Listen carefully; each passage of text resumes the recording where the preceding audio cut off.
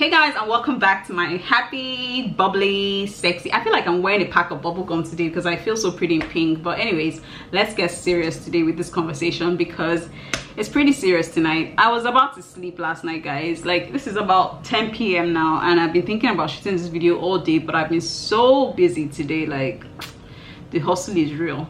But anyways, so I was about to sleep last night. Like, I had just gotten into cuddle mode, ready to just close my eyes, switch off my lights, and then my phone was still on. And all of a sudden, this news pops up on my phone, and I'm like, yes, these people are just looking for my trouble now. What exactly is this one about? And then I see some news about the Irish citizenship, and I'm like, oh, this might just seem interesting for us to talk about today. And I was like, yeah, let me try and see if I can pinch someone's brain to see what exactly they think about this topic. So if you do not know who I am, my name is Chinyere and I live here in Ireland. I've lived for the past 2015, 2016, 17, 18, 19, 5 years now. And so I love making videos about my experiences here. So if you don't mind joining this journey, then you are highly welcome. Please do not hesitate to hit that subscribe button. Let's see if we'll actually hit our goal of 5K before this year ends finally. So guys, let's get serious. So I was about to sleep last night, guys, and this news pops up. Previously, according to my knowledge, under the Irish Nationality and Citizenship Act 1956, foreign nationals willing to naturalize in Ireland have to be legally resident in the country for a period of 5 out of 9 years, or 3 out of 5 years if you are applying based on marriage. So if you're applying based on marriage, you should have at least lived 3 out of 5 years if your partner is an Irish citizen, which is the route through which I got my own citizenship. And so things seem to have changed all of a sudden. There's a new interpretation to this law. I'm not going to be mentioning any justice or judge's name here. If you want to see the story, you can find it on the internet. You will read it there.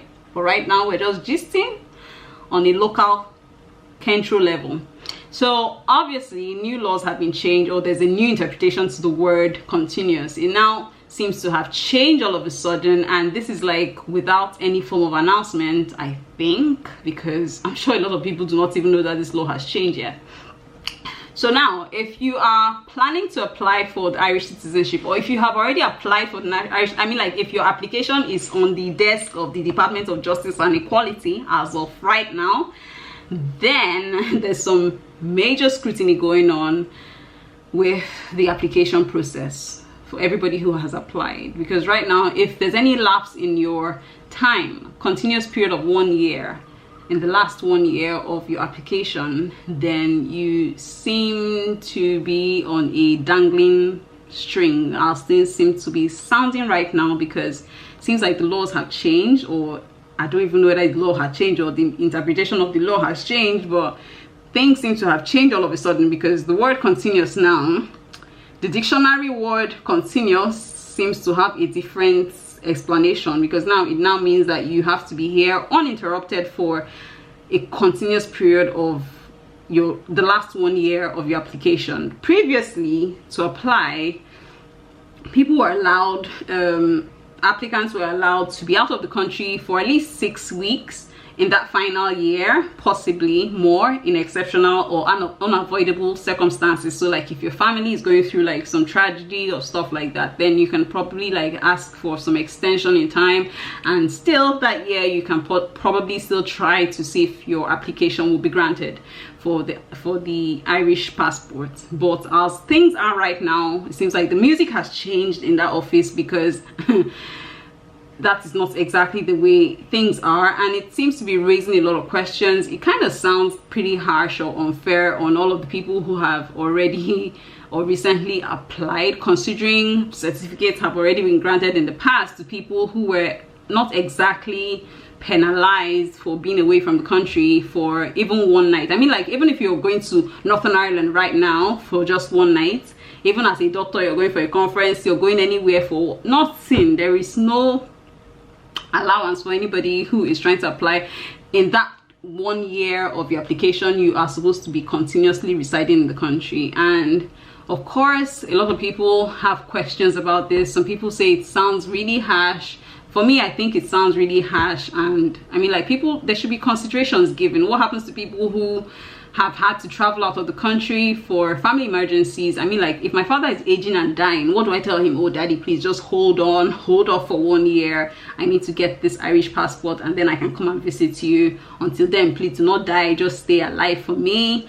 Or if you have to take your kids for holiday, I mean, like, it's the holiday season and I'm sure lots of people have already traveled and are hoping that they can probably apply for citizenship sometime in September this year, or I think December, when the next application or when the next naturalization ceremony gets to happen. But all of these, I don't know if all of that was considered, if people were considered in that form. I mean, like, foreign nationals, I don't know if they were considered in that form, because lots of these people get to pay tax, and I'm talking about people who are legally residing and working in the country. Lots of people get to pay taxes and try as much as possible to abide by the rules, so that at least by the time they have completed the years that they have been asked to stay in the country, hoping that they get to receive the Irish citizenship. There's a new change in the atmosphere of the Irish citizenship process. So I'm just wondering, how about letting people know ahead of time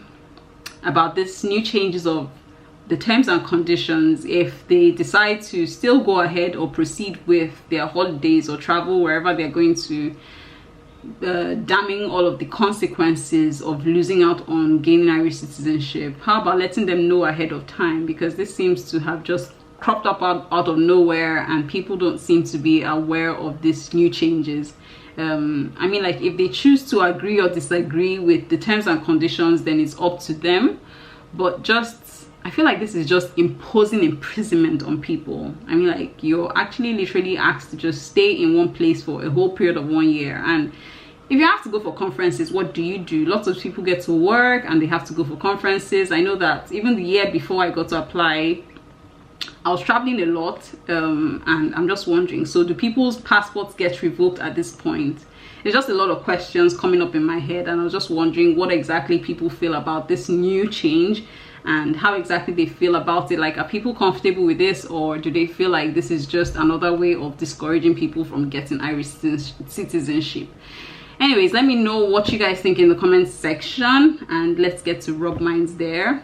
I hope you have enjoyed this video. Don't forget to subscribe and like this video, and also get to share your views. Please try not to be dramatic in sharing your views or sharing your opinions. Try not to abuse anybody or use insultive words, because I will not hesitate to delete you and your insultive words.